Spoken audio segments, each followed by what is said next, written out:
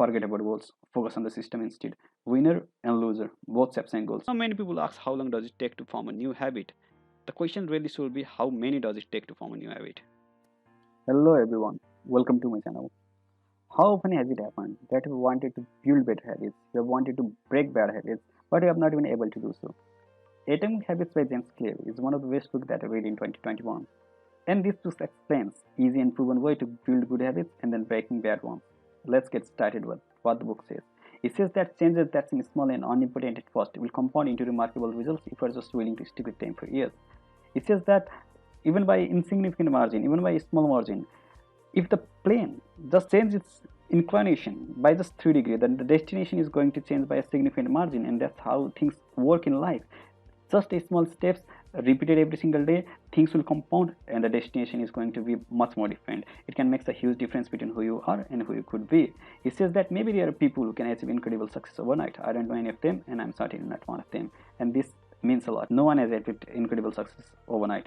It takes time because the process is compounding, and the magic and the secret of any compounding process is time. It takes time. That's the surprising power of Atomic Habits. The habits are the compound interest of self-improvement. He really focuses, he really emphasizes on the process of compounding, because compounding process takes time. Your outcomes are the lagging measure of your habits. They are the lagging measures. The outcomes are delayed, they are late. You do not see the outcomes right away, but over a certain period, time magnifies the margin between success and the failure. It will multiply whatever you feed it, whatever you do. It is going to magnify by a huge margin. He says, forget about goals, focus on the system instead. Winner and loser, both sets and goals. But the winner really focuses on the process of winning. He really focuses on what it takes to become a winner, and that's why he wins. So focus on the process, focus on the system, focus on believing that you can win. You do not rise to the level of goals, you fall to the level of a system instead. And there is this graph in the book. It says that we focus on things to go in the linear fashion. This is what we expect. We expect things to go in the linear fashion. After doing certain things, after making certain efforts, over a period of time, we expect to see certain results. But that's not how things actually go in life. Even after making certain efforts for a period of time, there are certain times we do not see expected results. This is what we expect, and we don't see the expected results. In fact, in the initial few period of time, the result is almost zero. And when we do not get the expected result, that is where the value of disappointment lies. We get disappointed. But if we're just willing to stick with them for enough period of times, then the result is going to be much more massive. It is going to be huge. The result is going to be even greater than what we have been expected. So it says, build good habits, just stick with them. The result will be there. The process is compounding, and it will take. The secret of any compounding process is time. Let the time pass. Let the magic of compounding be seen over a period of time. How your habits shape your identity, and how your identity shape your habits. We are not able to change our habits because we are trying to change the wrong things, or we are trying to change the wrong way.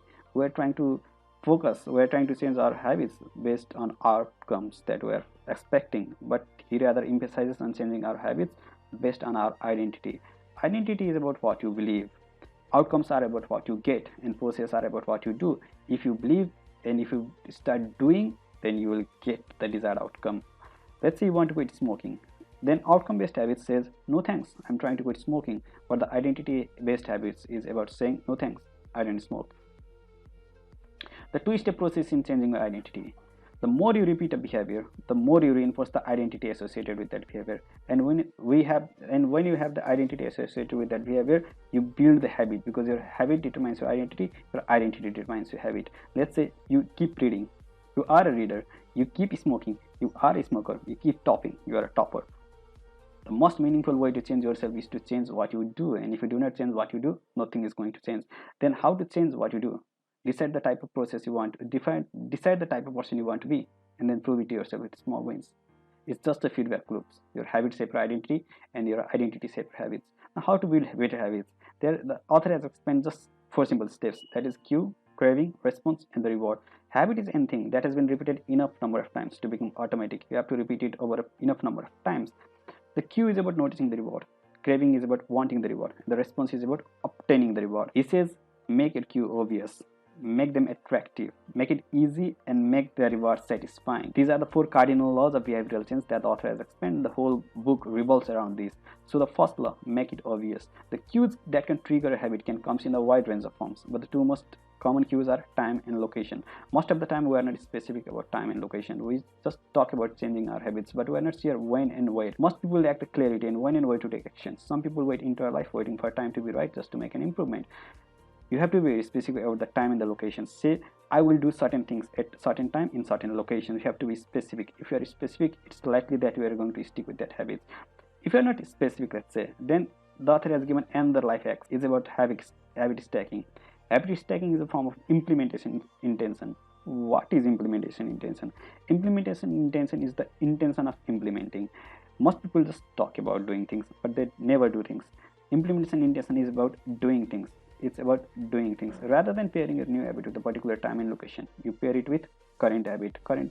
You of course have current habit. So after current habit, you do the new habit. Let's say you have the current habit of waking up, you make your bed, and then you take a shower. Now let's say you want to make a new habit of reading books. So in between this current habit, you add the new habit. Let's say you want to build the habit of reading books. So you wake up, you make your bed, and then place the book on your pillow, and then you take a shower. If you do this, then when you come back at the evening, you see the book on your pillow and you are likely to read the book. So that is how habit stacking works. And he said that motivation is overrated. Environment is what it matters more. And I think this is true. You do not always need motivation to do things. Maybe there are times when you need motivation to get started, but if you need motivation every single time, then maybe you're in the wrong field. It's environment that matters more. Your habits change depending on the room you are in and the cues that are in front of you. The most powerful of all human sensory abilities is vision. It's about what you see. A small change in what you see can lead a big shift in what you do. So make sure you see the cues. Make sure you see things that you want to change. Make sure you follow right people. Make sure you block wrong people. You don't have to be the victim of your environment. You can be the architect of it. Create the environment in which you see the triggers, you see the cues often, and you can make better habits. How to design your environment for success? Again, I've said, by sprinkling the triggers, by sprinkling cues throughout your environment, throughout your surrounding, you increase the odds that you will stick to your habits. We mentally assign our habits to the location in which they occur. We have different habits that we do in the home, the office, the gym. Our environment is defined not by the object in the environment, but by our relationships to them. For one person, his couch is the place where he reads for an hour each night. For someone else, couch is where he watches the television and eats a bowl of ice cream after work. So it matters. The secret of self-control. Once a habit has been encoded, the urge to act follows whenever the environment cues reappear. Bad habits are autocatalytic. The process feeds itself. Watching TV makes you feel sluggish, so you watch more TV because you don't have the energy to do anything else. So the process is autocatalytic, and this is the feedback loop. The inversion of first law of behavioral changes make it invisible. So it's not just about making good habits. How to make bad habits breakable? So make them invisible. If you want to make good habits, make them obvious. If you want to break bad habits, make it invisible. If you want to quit a habit, make use invisible. Okay, now let's talk about the second law of behavioral change.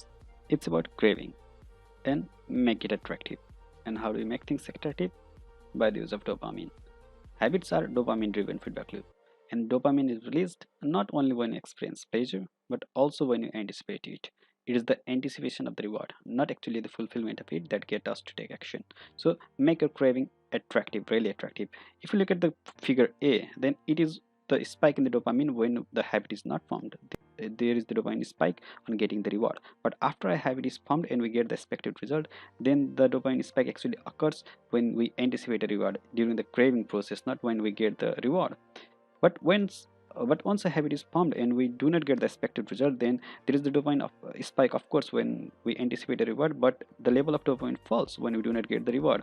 But after a habit is formed and we do not get the expected result, the level of dopamine initially spikes during the anticipations. It falls when we do not get the result, and when we get the result late, the level of dopamine spike is even higher than when we would have get initially. So it's about the dopamine that keeps us going. So the drug addict, the person who takes cocaine, they gets the dopamine spike when they see the powder, not actually when they sniff it, and it's the anticipation of the reward that makes them take that sniff. So make your craving attractive. How to use temptation building to make your habits attractive? Temptation building works by linking the work you want to do with the action you need to do. You can combine temptation building with habit stacking. Say, after doing current habit, you will do the things that you need to do, and after doing the things that you need to do, you will do the thing that you want to do. This is how you stack your habits and use temptation building to your advantage. Now let's talk about the setup rule of social norms. Human beings are herd animals. We want to fit in, bond with others, and earn the respect and approval of others. Most of the time we imitate the habit of other. In fact, our first habits, our earliest habits, are not because we make them, we imitate them. And we imitate habit of three peoples in particular, those who are close to us. We imitate the habit of the many people. The more the people do certain habits, we are likely to imitate those, and we imitate the habits of the powerful people. The closer we are to someone, the more likely we are to imitate some of their habits. So surround yourself with people who have habits you want to have yourself, and you'll rise together. So proximity matters. Whenever we are unsure how to act, we look at the group to guide your behavior. The normal behavior of the tribe often overpowers the often desired behavior of the individuals. Most days, we'd rather be wrong with the crowd than be right by ourselves. So we'll be wrong with the crowd. We don't want to stick to our decisions. We do what other does. Join a culture where your desired behavior is a normal behavior, where you already have something in common with that group. That's how you make habits stick. How to find and fix the causes of your bad habits? Make it unattractive. It's just the inverse. If you want to break bad habits, just make them unattractive. Your habits are modern day solutions to the ancient desires. The underlying motives remains the same.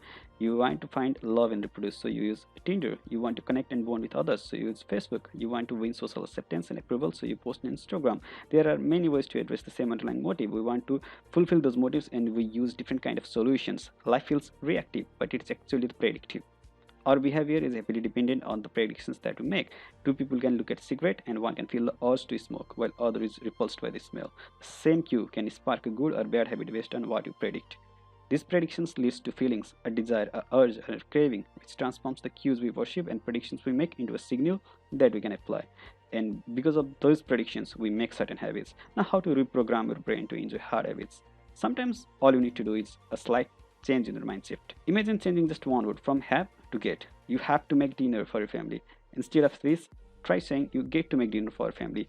Instead of saying I have to do certain works, just say I get to do that work. By saying this, by changing just one word, you shift the way you view each event. You transition from seeing these behaviors as the burden and turn them into opportunities instead. Now let's talk about the third law of behavioral change. Make it easy.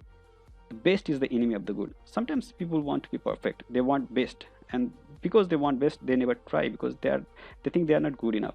But he says best is the enemy of the good. You don't need to be perfect. Progress is better than perfect. The difference between being in motion and taking action. Most people just plan about doing things. They plan big, but they never even take small actions. They do not take the action. They just like to be in motion. If you want to master the habit, the key is to start with repetition, not with perfection. If you keep doing, keep repeating, the perfection will follow you. Now, many people ask how long does it take to form a new habit? The question really should be how many does it take to form a new habit? That is, how many repetitions are required to make a new habit? Because it's the repetition that makes habit automatic. Repetition is a form of change. With each repetition, cell-to-cell signaling improves and the neural connection tightens. Habit forms based on frequency. It does not form based on time. So the many time you repeat, the earlier the habit is going to be formed. As the repetitions increases, so does the automaticity. The most effective form of learning is practice, not planning. You have to do. You have to take action, not be in motion. Focus on taking action, not being in motion. Your current habits have been internalized over the course of hundreds if not thousands of repetitions. Just imagine, whenever you take out your phone, you just out of automaticity, you either use Facebook or YouTube. It just happen out all of a sudden because these things have been repeated over hundreds if not thousands of times. So your new habits also require same level of frequency, same level of repetitions. So it's the repetition, it's the number of repetitions, not how long, it's how many. Now the law of least effort. Energy is precious. From the earlier period, we used to hunt, and energy was very precious to our brain from the earlier period because food was scarce, and the brain is wired to conserve energy whenever possible. It is in human nature to follow the path of least resistance, which states that when deciding between two similar options, people naturally gravitate toward the option that requires the least amount of work. So, how to achieve more with less effort? Rather than trying to overcome the friction of your life, you reduce the friction. I refer to this strategy as addition by subtraction. This is what James Clear has to say. If you look at the most habit-forming products, you'll notice that one of the things these goods and services do best is remove the little bits of friction from your life. Just imagine why you binge watch Netflix. Because you just need to keep your eyes open and the video will play by itself. Even in the YouTube, the video will play by itself. You just need to keep your eyes open. You don't even need to press it with a finger. It reduces every bit of friction. So there is no friction, and we are likely to follow the path of less effort. You don't even like to cancel because canceling the video takes the effort. So we like to follow the path of less effort. So when making good habits, reduce the effort, make things easy, affordable. Now prime the environment for future use. Redesign your life so that the actions that matter the most are also the actions that are easiest to do. Make things easier. Now how to stop procrastinating? By using the 2-minute rule. The author explains about the 2-minute rule. Every day there are hundreds of decisive moments. These moments decides what you are going to do. So when you start a new habit, it will take less than 2 minutes to do it. Let's say you want to read before each night. So do things that takes less than 2 minutes, like read one page instead of reading whole books. If you want to study for class, do things that takes only 2 minutes or less than 2 minutes, like just open notes. Your goals will be to open notes, because once you start doing the right thing, it is much easier to continue doing it. It's just like the first law of motion. If the things are in motion, it stays in motion. If the things are in rest, it stays in rest. So you remove that friction by getting started. Now how to automate a habit and never think about it again? Sometimes success is less about making good habits easy, and it's more about having bad habits hard. So make the bad habits hard. How to automate a habit and never think about it again? The best way to break a habit is to make it impractical to do. Increase the friction until you don't even have the option to act. So increase the friction, make it impractical to do, make it impossible to get to the bad habits. Using technology to automate your habits is the most reliable and effective way to guarantee the right behavior. So use technology to your advantage. We have already discussed you don't need to be the victim of your environment. You can also be the architect of it. Now the final law, the final cardinal law of behavioral change, that is make it satisfying. What is rewarded is repeated. What is punished is avoided. Pleasure teaches your brain that a behavior is worth remembering and repeating. The first 3 laws of behavioral change increases the odds that a behavior will be performed this time. The fourth law of behavioral change, that increases the odds that a behavior will be repeated next time. The mismatch between immediate and delayed rewards. We live in what scientists call delayed routine environment, because you can work for years before your actions deliver the intended payoff. We have already discussed about the process of compounding up. So it does not show the outcome right now, right away. It takes time, because that's the secret of any compounding process. But our brain wasn't evolved to live in the delayed routine environment. In the earlier life, we were not sure that either we will stay alive, because we used to hunt and we could have died anytime. So we do not really thought about the future that much, and we always had much priority about the instant gratifications. After thousands of generations of ancestors in immediate routine environment, our brains evolved to prefer quick payoffs to long-term ones. We value the present more than the future. As a general rule, the more immediate pleasure you get from an action, the more strongly you should question whether it aligns with your long-term goals, because in today's world it is the delayed routine environment. It's the delayed routine environment we are living in. So it takes time before you get the intended payoff. Now how to turn instant gratification to your advantage. The ending of any experience is vital, because we tend to remember it more than other phases. You want the ending of a habit to be satisfying, so make the ending satisfying. Eventually, the identity itself becomes the reinforcer. Incentives can install habit. Identity sustains a habit. So we have already talked about the identity-based habit. Make identity-based habit and make the ending of any habit satisfying. Reward yourself. You do it because it is who you are and it feels good to be you. That's your identity.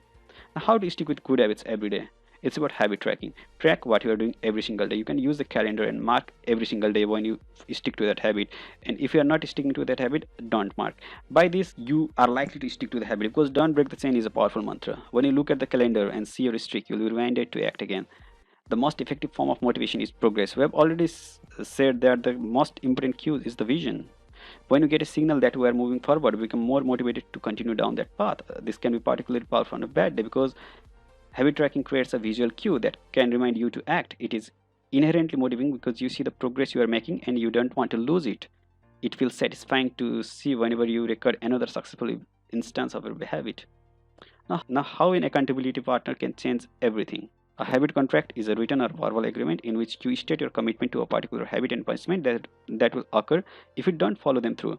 Then you find one or two person to act as an accountability partner and sign up the contract with you.